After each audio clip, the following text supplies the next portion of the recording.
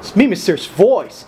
This is our new mixture, pyrolyzed H3 as I call it, or H6, just to add a little bit more threes in there.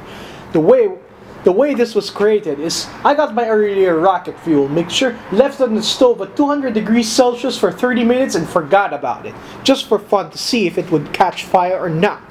It didn't. Instead it turned to this black residue that's now ultimately flammable. This thing burns with such ferocity that it puts your normal ball milled 6-hour timeline to create H3. This H3 burns very fast and it's super easy to create. Now I will set it alight, and as you can see, this stuff for such an amateur mixture burns at an incredible rate.